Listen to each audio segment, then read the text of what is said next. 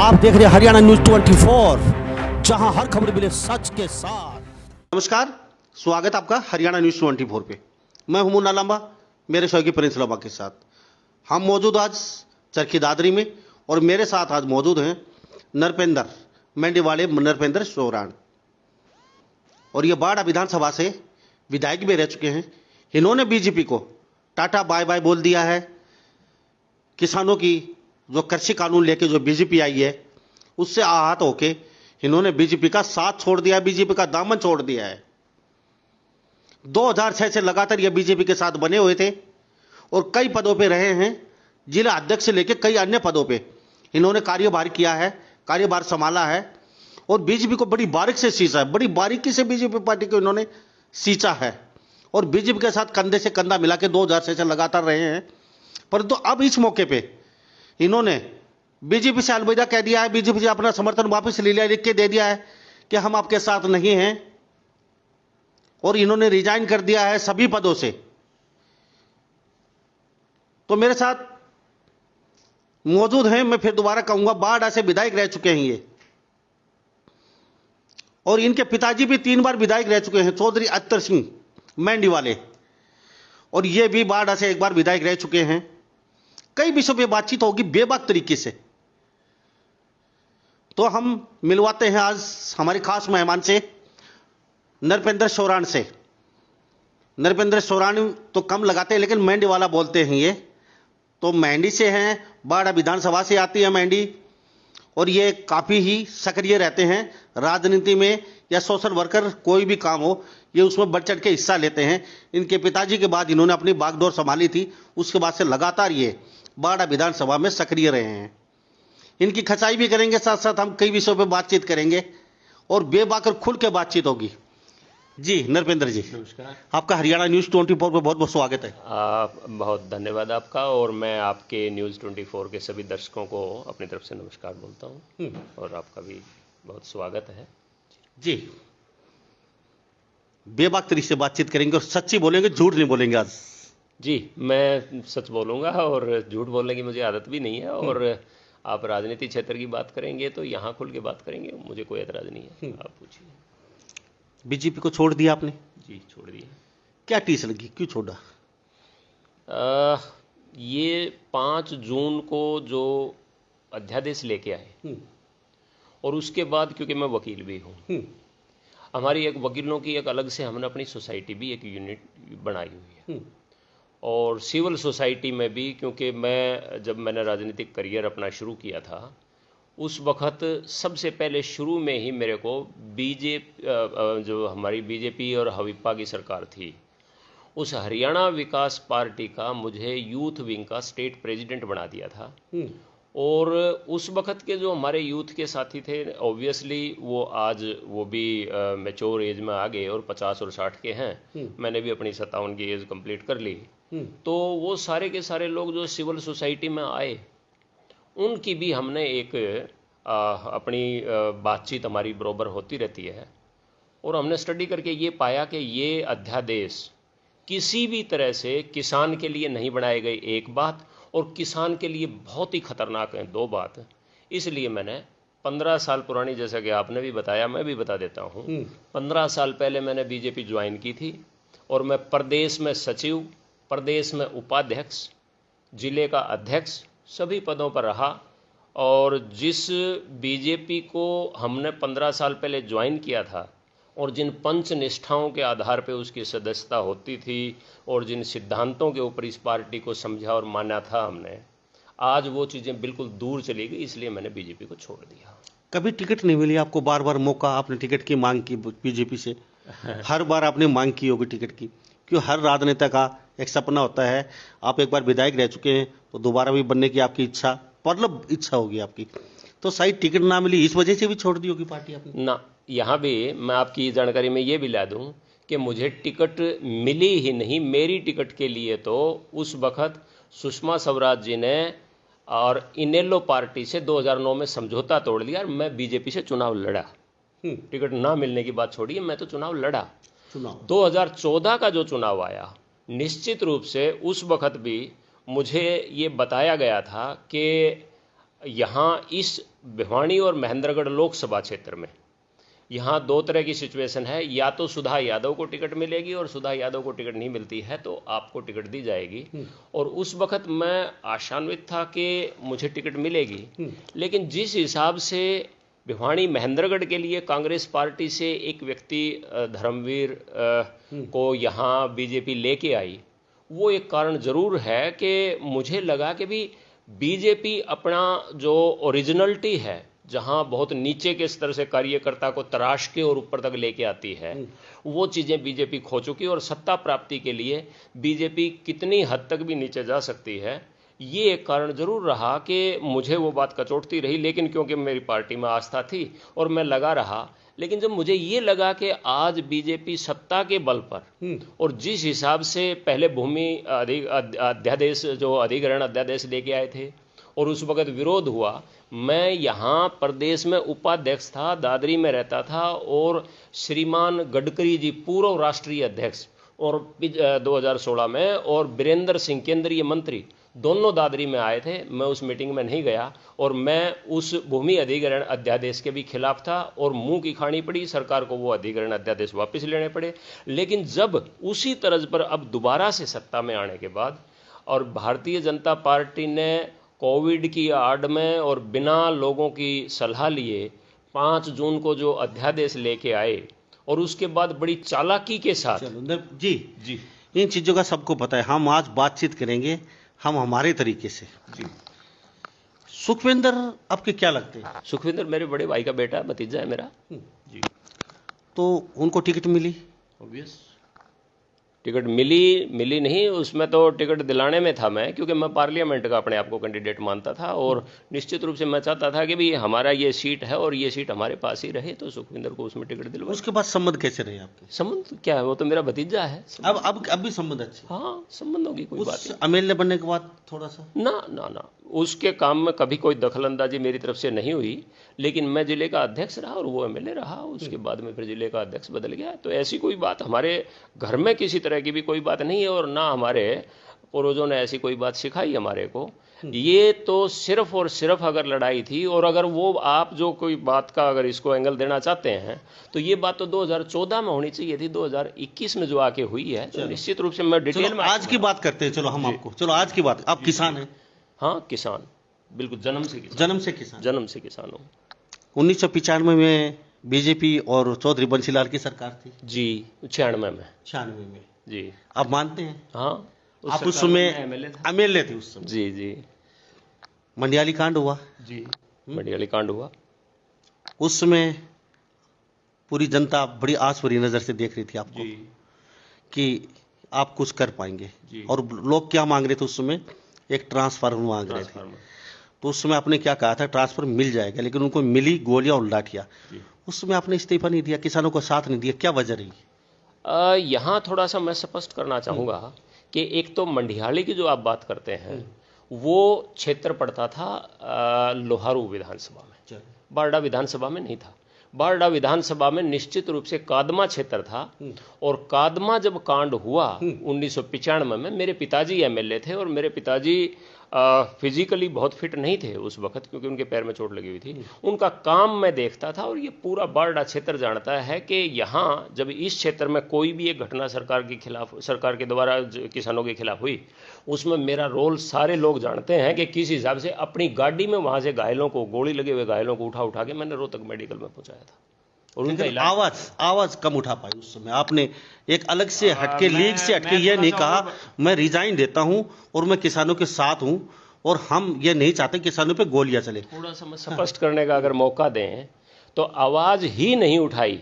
और मैं फिर दोबारा से कहता हूं, हालांकि 23 साल पुरानी बात हो सकता है कि आज बहुत सारे लोगों को याद ना हो, लेकिन जो चौथा स्लैब की जो बात थी और चौथे स्लैब को जो एक्सप्लेन करने के लिए प्रेस के सामने चौधरी बंसीलाल मुझे बिठाते थे, सुरेंद्र सिंह मुझे बिठाते थे कि नरपेंद्र बताएगा कि चौथे स्लैब की जो मांग है वो नरपेंद्र ने ये तय करवाई है और चौथा स्लैब जो लागू करवाया वो मैंने बैठ के करवाया था। और चौधरी बंसीलाल ये कहीं भी नहीं संकोच करते थे कि जब भिवानी में भी प्रेस कॉन्फ्रेंस करते थे वो बतौर मुख्यमंत्री, तो वो कहते थे भाई चौथे स्लैब की एक्सप्लेन करेगा नरपेंद्र।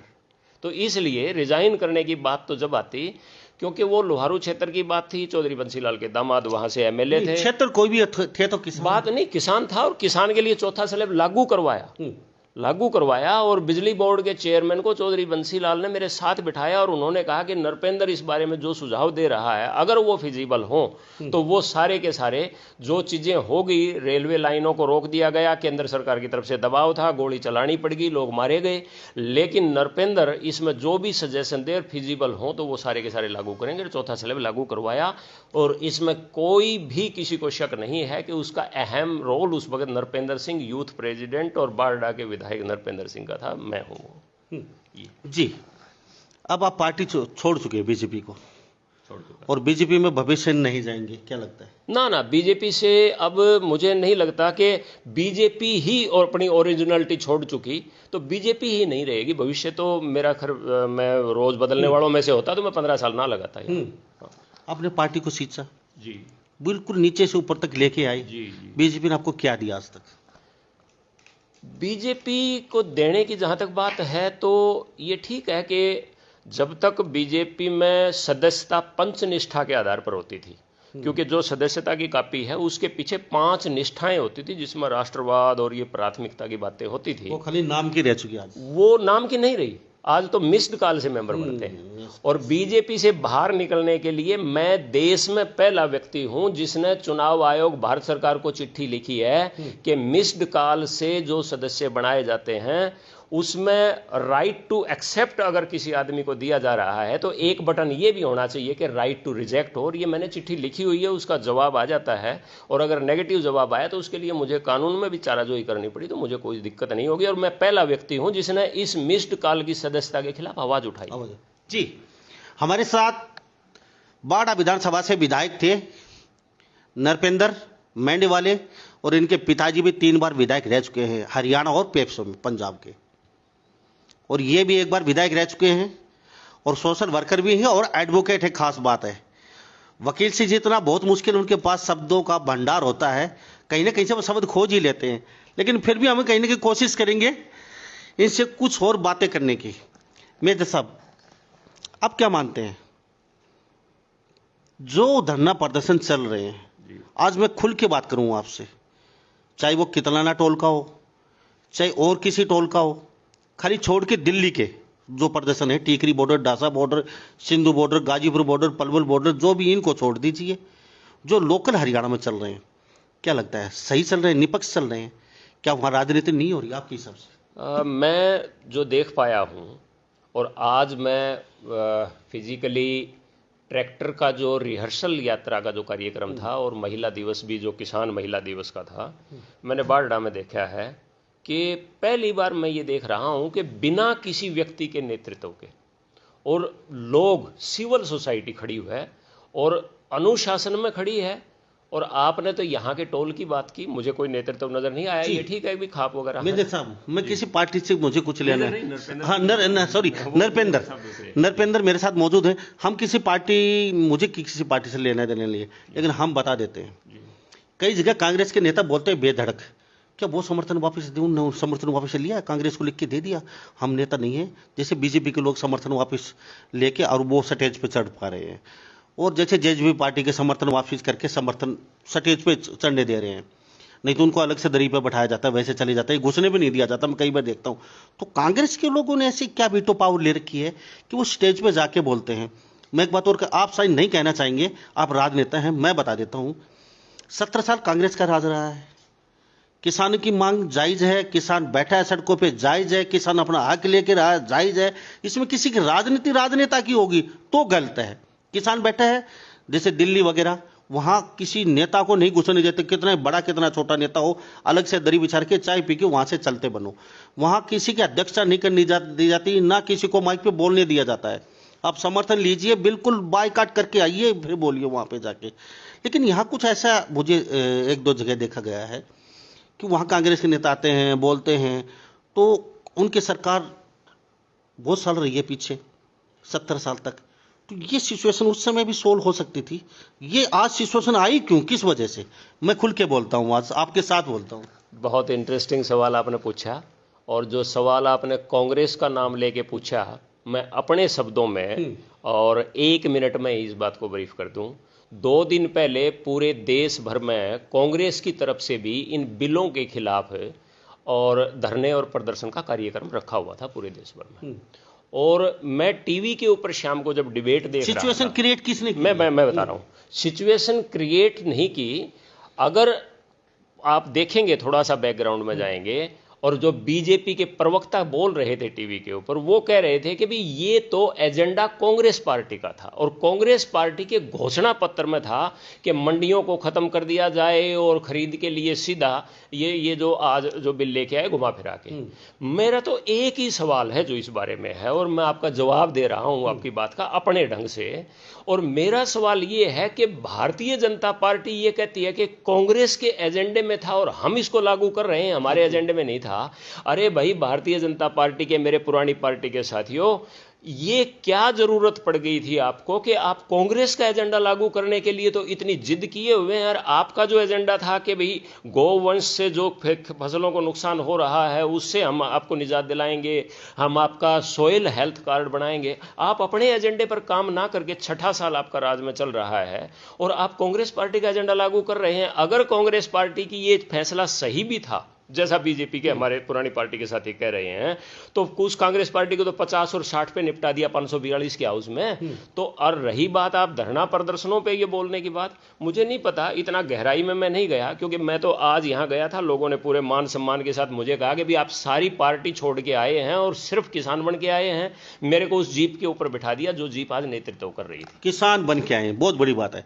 किसान बन के जो आता है उसको बोलने दीजिए, उसका आदर सत्कार कीजिए, लेकिन जो पार्टी से रिलेटेड है वो कहीं ना कहीं चुभती है। अगर ये सवाल खड़े करोगे तो निश्चित रूप से, क्योंकि मेरे को उस दिन का पता है, कुरुक्षेत्र की गुजर धर्मशाला में एक्स एमएलए एसोसिएशन है जिसके 200-250 एक्स एमएलए हरियाणा के उसके मेंबर हैं।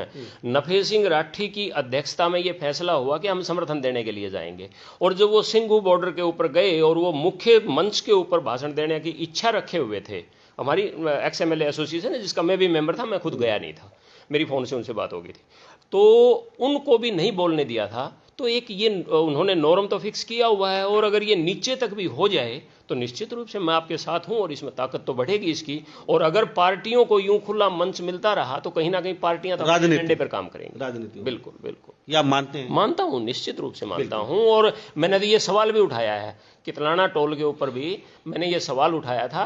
अभी हमारे कारी में हिंदोखला धाम एक जगह है, वहाँ पे मेरा अगर आप ये क्लिप सुनेंगे, आपकी यूट्यूब पे है, तो उसमें मैंने कहा कि भाई यहाँ बैठे हुए ये लोग, मैं तो पार्टी छोड़ के आया हूँ, बीजेपी नई पार्टी पकड़ के नहीं आया, मैं तो सिर्फ किसान बन के आया हूँ। लेकिन यहाँ जो पार्टियों के आदमी आ रहे हैं, अगर इन लोगों के ऊपर आपने एक अगर कोई चेक नहीं रखा, कोई कंट्रोल नहीं रखा, तो आपका ये आंदोलन कहीं ना कहीं राजनीति की चपेट में आ जाएगा। ये मैं हिंदोखला धाम में बोल के आया हूँ। मेरी बहुत अच्छी बात है।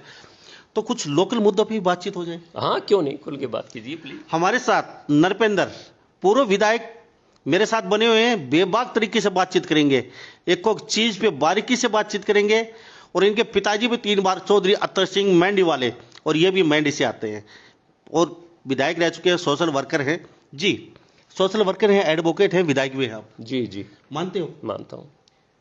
जनता के बीच कहीं ना कहीं आपकी इतनी पटती नहीं है, जनता आपको इतनी चाहती नहीं है, या आप जनता के बीच जाना नहीं चाहते, या जनता आपके पास आना नहीं चाहती, इतनी दूरी क्यों बना के रखते हो? मेरे ख्याल से ये आपका हाइपोथेटिक क्वेश्चन है, क्योंकि 1952 से चुनाव हो रहे हैं, 15 चुनाव हो लिए बारडा विधानसभा क्षेत्र में, और मेरा जो रिकॉर्ड है चुनाव जीतने का 28,000 वोटों का, मेरा रिकॉर्ड मेरे पास है, मैं ही तोड़ूंगा, कोई दूसरा नहीं तोड़ सकता। अगर लोकप्रियता की बात हो तो मैंने रिकॉर्ड बनाया है मेरे पिताजी से ऊपर। मेरे जमाना पुराना हो चुका है, आज का जमाना है। मेरा भतीजा भी है, अभी चुनाव एमएलए हो गया है, यहाँ से धर्मवीर भी एमएलए रहा है, यहाँ से रणबीर मंदोला, छिल्लर, रणसिंह मान, चंद्रावती, सारे लोग तो एमएलए हो गए हैं जिन्होंने जो जनता के साथ मानते, आपकी गुडविल अच्छी है, हाईएस्ट वोटों से जीता हूँ। और लोकप्रियता का अगर पैमाना देखेंगे तो मैं ये मानता हूँ कि आज आप अगर बारडा में जाके पूछेंगे आज के मेरे जो वर्षन है उसके ऊपर भी, तो आप देखेंगे कि इतने लोग वहां बोले होंगे, जब मैं बोल रहा था तो पिन ड्रॉप साइलेंस से लोग सुन रहे थे, और मुझे सुनते हैं, मुझे ये अच्छा भी लगता है, और लोग फिर मुझे फ़ोन करके बताते भी हैं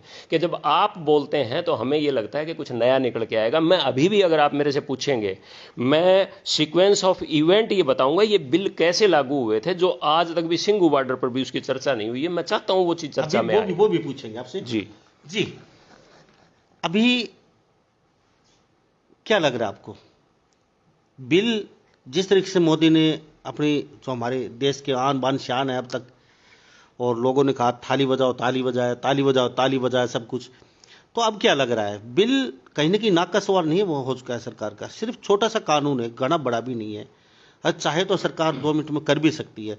तो क्या लगता है 26 जनवरी को कुछ कानूनी घटना नहीं हो सकती, क्या लगता है आपको?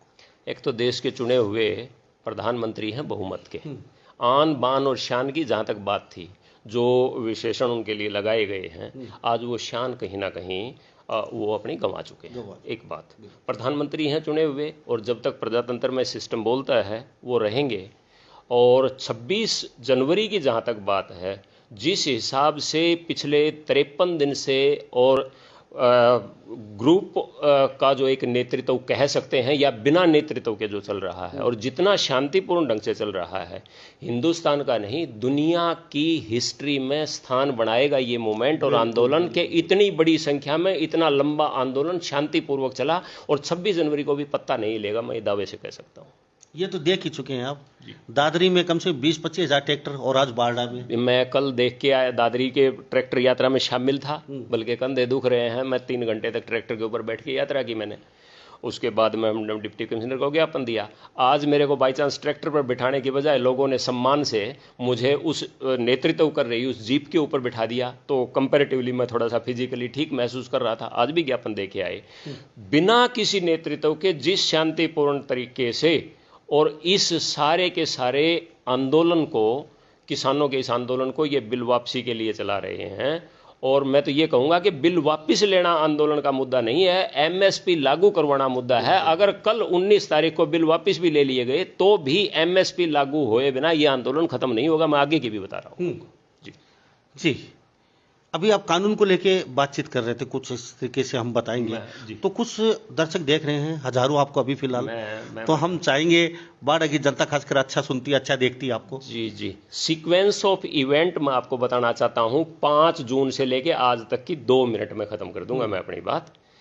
5 जून को अध्यादेश लागू हुए, उसके बाद से जो इसमें स्टडी करने वाले लोग थे, जिसमें हम भी और हमारी वकीलों की टीम भी जिसने स्टडी की, हमने जुलाई और अगस्त में इसकी स्टडी की। सितंबर 9, मैं तारीख बता रहा हूँ और सारी तारीख ही बताऊंगा, 9 सितंबर को मैंने और मेरे साथ अभिमन्यु कोहाड़, जो अभी 40 मेंबर ये कमेटी में जो मंत्री स्तर की वार्ता में जाते हैं, हम दोनों ने 9 सितंबर को एक सिंपोजियम किया दिल्ली यूनिवर्सिटी के लॉ फैकल्टी के स्टूडेंट के साथ, जिसमें 26,000 स्टूडेंट सारे देश के कानून की पढ़ाई करने वाले, और जिन्होंने बंबई से और दूसरी जगह से लड़के और लड़कियों ने सवाल भी पूछे थे मेरे से। मैं और अभिमन्यु कोहाड़ जो 40 मेंबर कमेटी के, हमने एक ओपन सिंपोजियम किया। हमने इसमें इसके गुण और दोषों पर चर्चा की, और उससे अगले दिन 10 तारीख को, वो 2 दिन का सिंपोजियम था, अगले दिन 2 व्यक्ति और जुड़े हमारे साथ। हिसार से लोकसभा के सांसद ब्रजेंद्र सिंह चौधरी, बीरेंद्र सिंह के बेटे, और अभय सिंह चौटाला के बेटे करण चौटाला।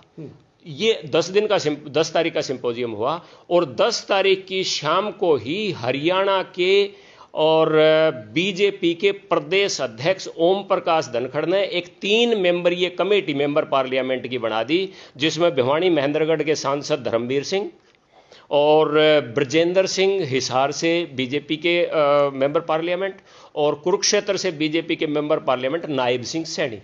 3 मेंबर ये कमेटी केंद्रीय कृषि मंत्री से मिलके बना दी, क्योंकि 17 तारीख को ये बिल पास होना था लोकसभा में। 16 तारीख को इन तीनों मेंबरों ने रोहतक की रेस्ट हाउस में करनाल के रेस्ट हाउस में और गुड़गांव के रेस्ट हाउस में तथाकथित किन किसान नेताओं से बात की, लेकिन इन्होंने 16 तारीख को केंद्रीय कृषि मंत्री को जाके, जो अखबार में फोटो छपी और जो बयान छपा और जो टीवी पर आया, कि तीनों मंत्रियों ने अपनी सिफारिश कर दी है और केंद्रीय कृषि मंत्री ने 17 तारीख को लोकसभा में बिल पेश करते हुए, जो पास भी हो गया, हरसिमरत कौर जो पंजाब की जो मंत्री थी, उन्होंने रिजाइन भी किया।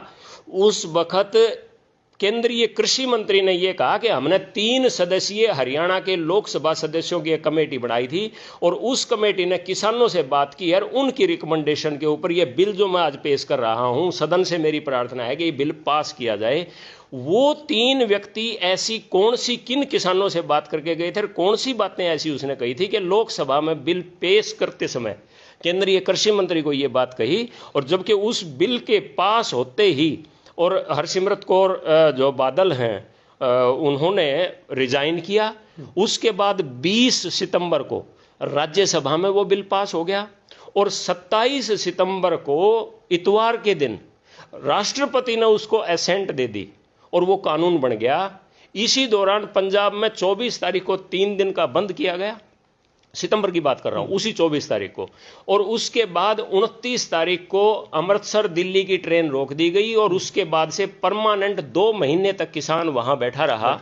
और उसके बाद नवंबर की 26 तारीख को वो किसान बेरास्ता हरियाणा, जिसमें उसको पानी की बौछारों से और सड़कें तोड़ तोड़ के जो रोक दिया गया था, ये सारी चीजें। तो मेरा सवाल जो मैं सीक्वेंस ऑफ इवेंट की जो मैं बात कर रहा हूं, हरियाणा के कृषि मंत्री ने केंद्रीय मंत्री से मिलकर 3 मेंबर ये कमेटी बनाई, मैंने नाम लेके आपको बताया 3 एमपीज की, और उन एमपीज की सिफारिश के ऊपर ये कानून बने हैं।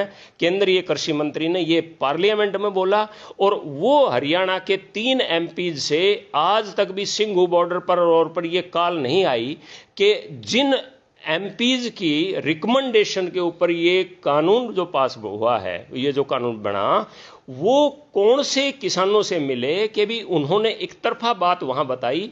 और अगर 10 बातें इन कानूनों के पक्ष में भी इन एमपी के सामने आई होंगी तो 4 बातें विपक्ष में भी आई होंगी, लेकिन एक बार भी पार्लियामेंट में तीनों मेंबर पार्लियामेंट में से, और जो फार्मिंग कम्युनिटी से ही आते हैं, तीनों सैनी भी और ये दोनों भी फार्मिंग कम्युनिटी से आते हैं, हरियाणा की मेजर फार्मिंग कम्युनिटी जाट है जी, और इन्होंने पार्लियामेंट में ये नहीं बताया कि जी ये 10 बातें तो इसके पक्ष में आई थी, कानून आप बनवा लो, लेकिन ये 3 बातें इसके विपक्ष में भी आई थी। ऐसा कुछ नहीं कहा और अखबारों में आया कि 3 मेंबर ये कमेटी ने सिफारिश कर दी है और उसके ऊपर कल बिल पेश होगा और 17 तारीख को पास होके और 20 तारीख को राज्यसभा में पास होकर 27 तारीख को असेंट राष्ट्रपति की मिलेगी। ये था जो। तो 3 मंत्री का दोबारा से फिर नाम बता दीजिए। मैं 3 मंत्री नहीं, 3 मेंबर पार्लियामेंट, हाँ जो भी। धर्मवीर सिंह भिवानी महेंद्रगढ़ के मेंबर पार्लियामेंट, और ब्रजेंद्र सिंह हिसार के मेंबर पार्लियामेंट, और नायब सिंह सैनी कुरुक्षेत्र के मेंबर पार्लियामेंट, और इनकी नियुक्ति करने वाले बीजेपी के प्रदेश अध्यक्ष ओम प्रकाश धनखड़, और इन्होंने किसानों से तथाकथित मीटिंग की रोहतक के रेस्ट हाउस में, और ये 14 तारीख की है, ये 13 तारीख की मीटिंग, 13 तारीख, 10 तारीख को इनकी नियुक्ति हुई, जिस दिन हमारा सिंपोजियम खत्म हुआ 9 और 10 तारीख को, हमने इसमें कमियां गिनवाई थी। 10 तारीख को इनकी नियुक्ति की ओम प्रकाश धनखड़ ने, अखबार सितंबर के देखिए। 13 तारीख को इन्होंने रोहतक, करनाल और गुड़गांव के रेस्ट हाउस में किसानों से बात की। 14 तारीख को इनकी मीटिंग गुड़गांव में दोबारा हुई और 16 तारीख को केंद्रीय कृषि मंत्री के सामने इन तीनों ने बयान दिए कि हमने किसानों से बात कर ली है और किसान इसके पक्ष में है और ये बिल आप बेशक से पेश करके इसको पास करवा लें। और पार्लियामेंट में इनको बोलने का मौका मिला या नहीं मिला, लेकिन इतनी महत्वपूर्ण जिम्मेवारी, पूरा देश आज उन बिलों के खिलाफ खड़ा है, उन 3 एमपीओं को अगर बोलने का मौका नहीं दिया तो ये प्रजातंत्र कहाँ है। और अगर उनको बोलने का मौका मिला तो उन्होंने जो बातें इसके पक्ष में आई थी तो इसके विपक्ष में भी कोई बात आई होगी, तो वो बात उन्होंने पार्लियामेंट में खड़ा होकर नहीं की। ये मेरा सवाल है और मैं बहुत गंभीरता से ये सवाल उठा रहा हूं, जो ये सवाल जनता के बीच जाना चाहिए और आज आंदोलनरत किसानों के बीच भी ये सवाल जाना चाहिए कि ये नाश जो किया गया, ये तो हरियाणा के 3 बीजेपी के एमपीज और जो फार्मिंग कम्युनिटी से आते हैं और एक प्रदेश अध्यक्ष जो फार्मिंग कम्युनिटी से आता है, लेकिन बाई चांस वो जमीन के हिसाब से उसको खेती बाड़ी का शायद अनुभव नहीं होगा, क्योंकि वो उनके गांव के एक खाप के प्रधान ने बताया था कि वो बेविस्वेदार है और उसके बाप दादा किसी पुराने ज़माने में ही उन्होंने ज़मीन बेच दी थी, पर एनीवे वो है कम्युनिटी से ही। तो ये चारों के चारों व्यक्ति जिम्मेवार हैं जो आज तोमर केंद्रीय कृषि मंत्री जो किसानों के बीच में बैठ के बात करता है, वो ये बात कह नहीं पा रहा होगा कि जी मैंने तो ये बिल पेश इसलिए किया था कि आप लोगों के बीच में फार्मिंग कम्युनिटी के ही 3 एमपीओ की मीटिंग जो किसानों के साथ हुई, उन्होंने रिकमेंड की थी और मैंने ये बिल पेश कर दिया। ये बात नहीं कह पा रहे, और किसान भी इनसे अगर नहीं पूछ रहे तो मैं तो ये सवाल भी उठा रहा हूं कि इनको पूछा जाना चाहिए कि भी आपने ऐसे किन किसानों से बात की जो इसके गुण तो आपने गिनवा दिए और इसका दोष आपने गिनवाया नहीं, जिससे ये कानून बन गया। जी नरपेंद्र जी, बिरजेंद्र के पिता डूमर खा, क्या नाम उनका? बीरेंद्र सिंह। एक हफ्ता पहले एक बयान आया था वीरेंद्र सिंह का, जी आपने सुना होगा, हम भी आपको बता देते जी हैं। जी उन्होंने कहा मैं किसान हूँ, जी मुझे बड़ा दुख है, जी मैं दिल्ली आना चाहता हूँ किसानों के बीच में और किसानों के साथ ही रहना चाहता हूँ, वही रहना चाहता हूँ, वही बैठना चाहता हूँ, और ये सरासर गलत है और मैं भी किसान का बेटा हूँ। तो ये दोहरी राजनीति कहीं ना कहीं समझ में नहीं आई। बेटा आप कह रहे हैं कि बेटा ने कानून पास करवा दिया और पिताजी कह रहे हैं किसानों के साथ गलत हो रहा है, ये क्या? वैसे तो मेरे रिश्तेदारी में पड़ते हैं, पर जिस हिसाब से उन्होंने जो दोहरा चरित्र दिखाया है, और चौधरी छोटूराम, सर चौधरी छोटूराम के नाती वो हैं, और सर चौधरी छोटूराम किसान के जो पहचान अगर उन्होंने ग्रेटर पंजाब जो पाकिस्तान और हिंदुस्तान का जो पंजाब मिला के है, उसमें जो एक पहचान किसान की बनाई थी, उस जगह को अगर हम देखें तो उसकी विरासत के ऊपर वो लोग काम नहीं कर रहे। और उनके बेटे ब्रजेंद्र सिंह, जिनको उन्होंने अपने पद छोड़ के और लोकसभा में भिजवाया है, उनकी रिकमेंडेशन के ऊपर ये बिल बने। मैं दोबारा से फिर नाम ले रहा हूँ, एक बात। दूसरी बात ये कि उनके ऊपर तो सवाल अभी पिछले दिनों ही जसैया में जो एक कोई भवन निर्माण बन रहा है जाट आरक्षण के नाम पे, तो वो लोग मेरे पास आए थे यहाँ कोई जो चंदे बंदे के लिए, तो उनसे मैंने कहा कि भाई आपको लोहा तो सारा बीरेंद्र सिंह ने देना कर लिया था, तो आप अब चंदा क्यों मांग रहे हो? तो उन्होंने बहुत ही मजाकिया लहजे में कहा कि जी वो तो सिर्फ वादा करके गए थे, हमारे को 1 इंच भी उन्होंने लोहा देने की तो बात नहीं है, उन्होंने कोई सहयोग नहीं दिया। और उस वक्त वो ये कहते थे कि भाई मैं तो आरक्षण दिलवाने वालों में से हूँ, मैं आपको दिलवा के मानूंगा। आज उस मुद्दे पर भी नहीं है बात। तो कहीं ना कहीं मुझे लगता है कि ये ओछी राजनीति है, और सर चौधरी छोटूराम जैसे व्यक्ति का नाम लेके राजनीति करने वाले और उस नीली कोठी में बैठ के जो राजनीति करने वाले लोग हैं, ये कहीं भी लोग इसको अच्छा नहीं मानेंगे, मैं ये कहता हूँ। तो हमारे साथ ये नरपेंद्र विधायक बने हुए हैं, वकील हैं, बाढ़ से विधायक हैं, और बीजेपी से इन्होंने नाता बिल्कुल ख़त्म कर लिया है। पिछले 15 साल से बीजेपी के साथ बने हुए थे और खून पसीने से बीजेपी को सींचा इन्होंने। लेकिन अब कहीं ने किसान के मुद्दे को लेके, कृषि कानूनों के बिलों को लेके, इनके ये भी किसान इन्होंने साफ बोला है और मैं किसान का बेटा हूं और मैं बीजेपी से बिल्कुल बायकॉट कर लिया है। हर उस पद से इन्होंने नाता तोड़ लिया है जो इनको दिया गया था। आज बीजेपी से बिल्कुल किनारा करके किसानों के साथ से और कंधे से कंधा मिला के चल रहे हैं ये। और इन्होंने वकील एक बहुत बुद्धिजीवी होते हैं, बहुत गंभीर एक बात कही है कि जो हमारे नेता हैं, आपने भी सुना होगा, उनकी वजह से बिल चिंगारी वहाँ से शुरुआत हुई थी और आज ये चिंगारी इतनी बड़ी हो चुकी है कि किसी के नाक का, किसी के आन का, किसी के बान का सवाल बन चुकी है। अगर उस समय इसको दबा दिया जाता तो आज इतना बड़ा बवाल नहीं होता, ना किसान सड़कों पे उतरते। क्यों जी? मैं निश्चित तौर पे आपकी बात रिपीट ना करते हुए, और मैं आपकी बात जो आपने अभी बोली, मैं उसको बिल्कुल डिट्टो सपोर्ट करता हूं। और कहीं ना कहीं हरियाणा के बीजेपी के 3 चुने हुए मेंबर पार्लियामेंट और हरियाणा में बीजेपी के प्रदेश अध्यक्ष इन विवादास्पद बिलों को कानून बनवाने में अहम रोल प्ले किए हुए थे, और ये सवाल आने वाले समय में निश्चित रूप से जनता के सामने आएगा, मेरा ये कहना है जी। अब कुछ लोकल मुद्दों पे मैं बातचीत करना चाहूँगा आपसे। आप विधायक बने जी, आपको कुछ ऐसा नहीं लगा कि आप 2 साल रहे, 3 साल या 5 साल पूरी की आपने, कहीं ना कहीं बाढ़ के लिए कुछ ऐसा ज़्यादा बड़ा कुछ नहीं कर पाए उस समय? आप जो करना चाहिए था उस समय, उस हिसाब से, उस लिहाज से, जैसे मौका मिलते ही लोग, कई नेता होते हैं जो झड़ी लगा जाते हैं और उनको वही वर्षों तक याद किया जाता है, हाँ विधायक था तो वो। ये अगर आप बात कहें तो इसके लिए भी मुझे 1 मिनट पूरी लगानी पड़ेगी। और वो ये कि 3 साल तक का विवादास्पद कार्यकाल हमारा रहा। विवादास्पद मैं इस रूप में मानूंगा कि जैसे स्टार्टिंग में आपने मंडिहाड़ी का जिक्र किया, 1996 में जब हम विधायक चुने गए तो 1997 में वो सारे का सारा चीज़ें खड़ी हो गई थी जो 1999 तक हमारी विधानसभा चली। लेकिन उस वक्त शराबबंदी एक बहुत बड़ी उपलब्धि चौधरी बंसीलाल के खाते में, और हम लोग उनके विधायक होने के नाते और यूथ का मैं स्टेट का प्रेसिडेंट होने के नाते उस वक्त मैं अपनी उपलब्धि गिनवा सकता था। लेकिन मनोहर लाल खट्टर जो उस वक्त हरियाणा के बीजेपी के संगठन मंत्री थे, और वो लकीली उस वक्त तक उन्होंने विधानसभा या लोकसभा का मुंह नहीं देखा था, और नरेंद्र मोदी भी उस वक्त एमएलए एमपी नहीं बने थे और वो भी हरियाणा के प्रभारी थे। मुझे ये कहने में कोई संकोच नहीं है कि और बहुत सारी उपलब्धि हमारे उस वक्त के चौधरी बंसीलाल के कार्यकाल में जुड़ती निश्चित रूप से। ये सारे का सारा उस वक्त जो नाश किया, जो विधानसभा बीच में गई, मनोहर लाल खट्टर ने उस वक्त शराबबंदी को खुलवाने के लिए, क्योंकि शराबबंदी के उस वक्त चौधरी बंसीलाल के समय में जो 11 मेंबर थे और हमारे यहाँ के प्रभारी बाई चांस अब के वर्तमान के प्रधानमंत्री नरेंद्र मोदी थे, हमारे 33 मेंबर थे, इनके 11 मेंबर थे, और मैं अपनी पार्टी की तरफ से यूथ का प्रेसिडेंट और विधायक होने के नाते पार्टी का सचेतक भी था। तो मैं ये कह सकता हूं कि मनोहर लाल खट्टर ने उस वक्त अजीब ढंग की खुददारी पेश करते हुए अपनी दाढ़ी बढ़ा ली थी और वाजपेयी जी के सामने ये कहा था कि मैं दाढ़ी उस वक्त कटवाऊंगा जब बीजेपी हरियाणा विकास पार्टी से अपना समर्थन वापस ले लेगी।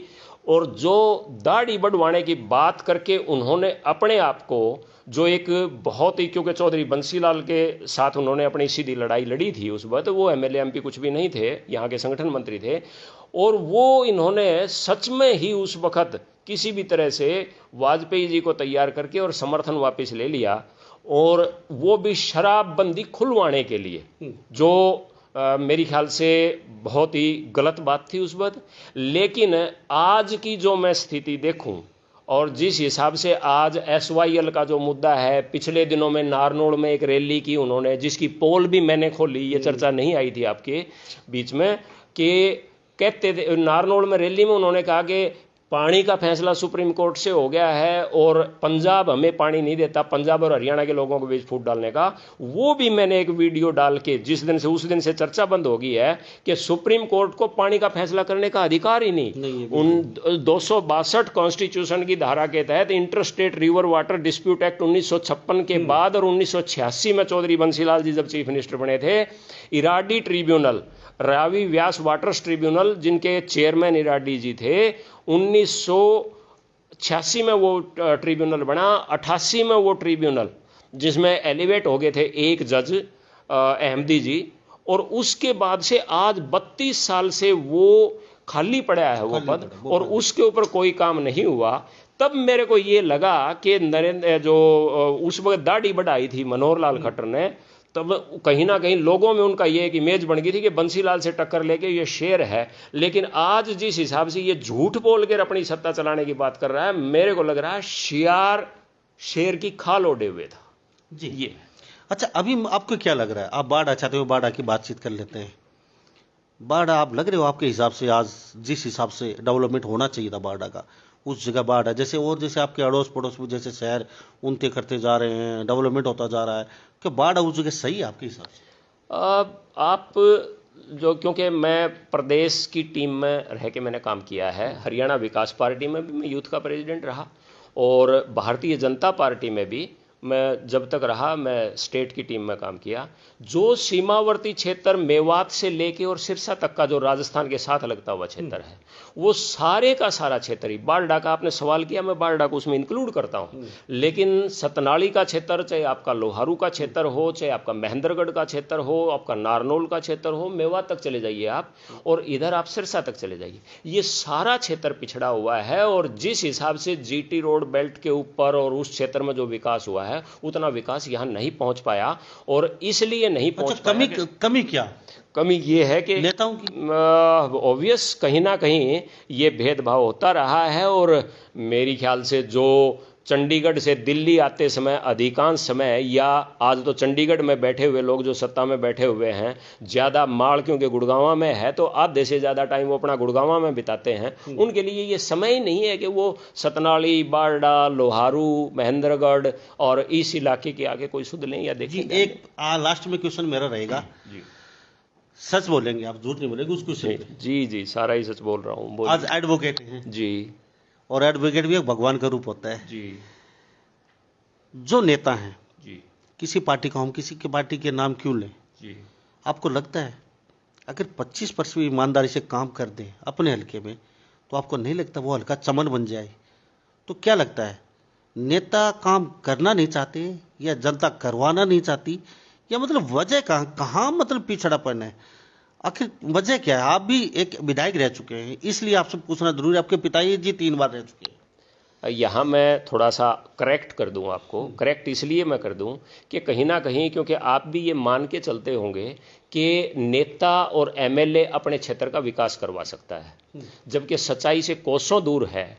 चीफ मिनिस्टर ने अभी अपने करनाल जिले में, जहाँ से वो एमएलए जिस जिले से बन के आते हैं, उस जिले में अगर उनके हेलीकॉप्टर को उतरने नहीं दिया कैमला गांव में, तो अगले दिन उनका बयान आया। इससे बड़ा दुर्भाग्यपूर्ण बयान क्या होता कि अगर मैं इस प्रोग्राम में मुझे लोग जाने देते तो मैं 82 करोड़ की घोषणाएं लेके गया था। सारे की सारी डेवलपमेंट की बात जो है वो चीफ मिनिस्टरों ने अपनी जेब में डाली हुई है। और तो विधायक होते हैं उनका, किसी भी एमएलए को आप ये उल्हाना भी दे सकते हो, ये ऐतराज भी कर सकते हो, मुझे भी कह सकते हो, किसी अन्य को भी कह सकते हो।